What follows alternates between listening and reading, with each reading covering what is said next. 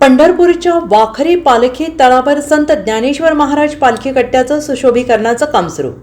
आषाढी वारीसाठी पालख्यांचे पंढरपूरकडे प्रस्थान होत आहे।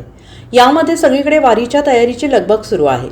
सर्व प्रमुख संतांच्या पालख्यांचा शेवटचा विसावा असणाऱ्या पंढरपूरच्या वाखरी पालखी तळावर सध्या संत ज्ञानेश्वर महाराज पालखी कट्ट्याचं सुशोभीकरण करण्याचे काम सुरू आहे।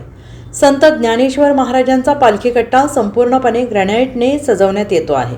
सोपान काका यांचा पालखी कट्टा नव्यानं तयार करण्यात आलेला आहे, तर संपूर्ण वाखरी पालखी मॉडेल पालखी तळ विकसित करण्याचं प्रशासनाचं उद्दिष्ट आहे। पंढरपूर शहरामध्ये असणाऱ्या वाखरी पालखी विसावा स्थळावर जिल्ह्याचे पालकमंत्री आदरणीय गोरेसाहेब, जिल्हाधिकारी महोदय यांच्या सूचनानुसार पालखी तळाचं काम सुरू आहे।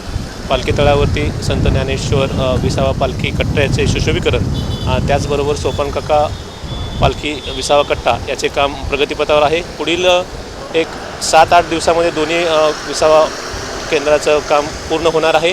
त्याचबरोबर वाखरी पालखी तळावर इतरही जे कामं आहेत, स्वच्छतेचे आहेत, पाणी पुरवठ्याचे आहेत, विद्युत विभागाचे आहेत, तेही प्रगतीपथावर असून पुढील 7-8 दिवसामध्ये सर्व कामे पूर्ण होत आहेत आणि आम्ही त्या अनुषंगाने काम करत आहोत। शेवटी जरा bureau report SVN Marathi, Pandharpur.